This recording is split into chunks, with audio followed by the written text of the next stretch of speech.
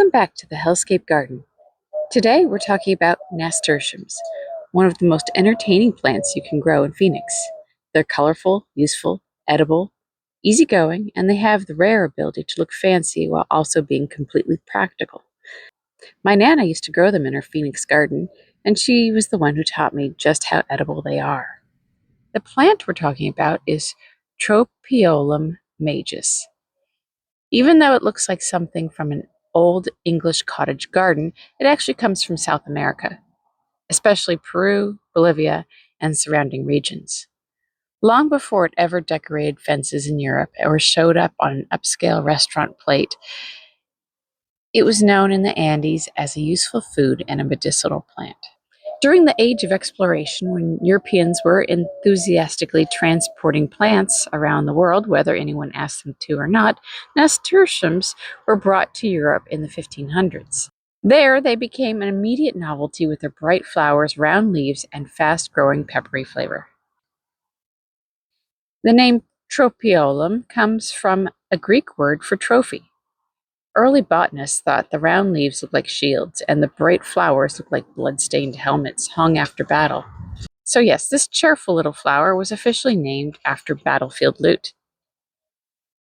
The common name nasturtium is also borrowed history. It comes from the Latin words for nose twist because the pungent flavor was strong enough to make your face react. People centuries ago apparently tasted it and said, yes, this plant physically insults the nose. Maybe this is why my Nana used to call them nasties. By the Victorian era, nasturtiums were wildly popular in gardens in England and Middle Earth. They were easy to grow, bright, dramatic, and covered ugly walls, fences, and neglected corners quickly. Basically, they've been helping people hide bad decisions for centuries.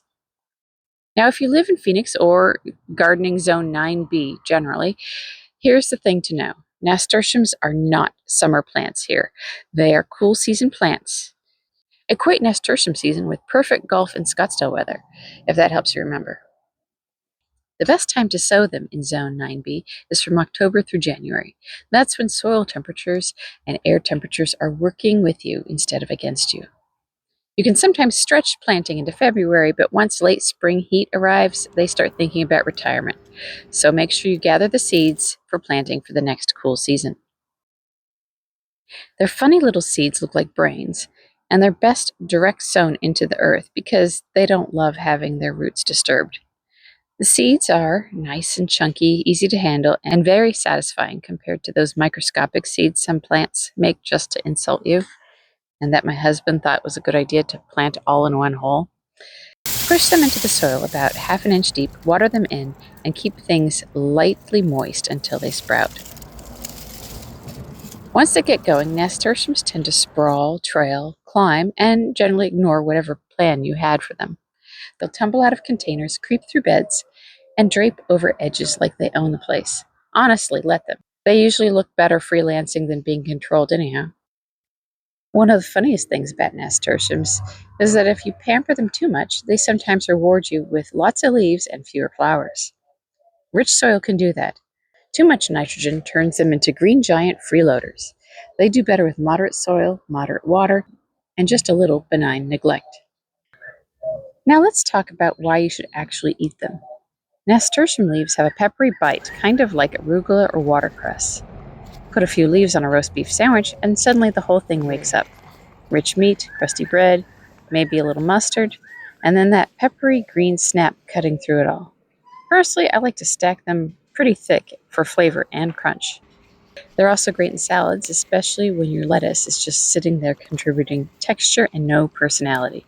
Toss in nasturtium leaves and flowers, and now the salad is more than just a way of getting more fiber. Nasturtium flowers are tender, colorful, and slightly spicy. In many cultures, they became a garnish for celebratory meals because they look extravagant while costing almost nothing to grow. Stuff them with soft cheese or goat cheese and put them on a plate as appetizers. I like to mix a little onion powder and a little garlic powder with cream cheese and stuff them that way. The larger leaves are surprisingly good for making keto domates, which is one of my favorite dishes. If you are out of traditional grape leaves, nasturtium leaves can work beautifully. Pretend you're making little Greek burritos when you fold them and fill them with seasoned meat. This is what I use in the filling: 3 cups of cauliflower rice, a tablespoon of extra virgin olive oil, 1 onion, finely chopped, 1 clove of garlic, finely chopped or more, 1 cup chopped tomato, a half pound of lean ground beef or lamb, a third cup of pine nuts is traditional, but I use sunflower seeds. I found them to be a little cheaper. A quarter cup chopped fresh flat parsley or mint, but I use mint because it's normally what is alive and thriving in my garden.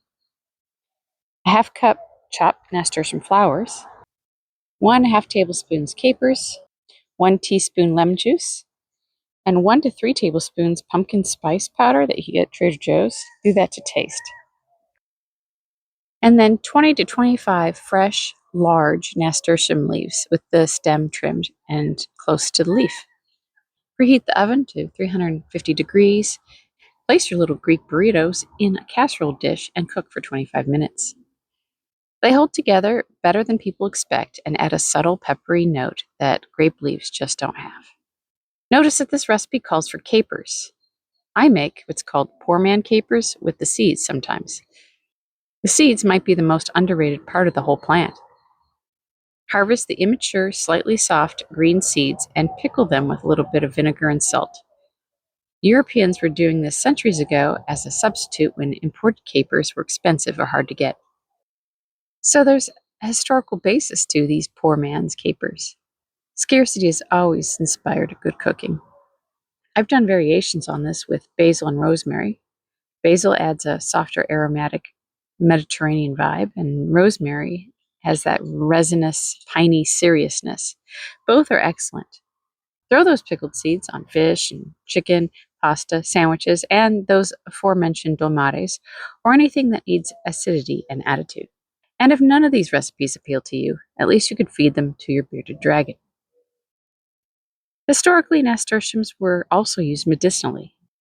Once they were brought from South America into Europe, people valued them for their vitamin C and their pungent compounds, which were traditionally used for respiratory support and general wellness. Sailors and households alike appreciated edible greens with nutritional value in eras when fresh produce could be seasonal or scarce. Modern analysis shows that they do contain useful plant compounds that might be a tad antibacterial. Water them regularly through winter and spring, but don't keep them soggy. As temperatures rise, you'll need to water a bit more. Once serious phoenix heat shows up, decline is normal. Don't take it personally. Let them go. Save the seeds if you want, and start again in the fall, like a civilized desert planter. Even in the hellscape, chaos can be delicious. Well, that wraps up this episode of the Hellscape Garden. Please like and subscribe to this YouTube channel. It's the best way to support what I'm doing.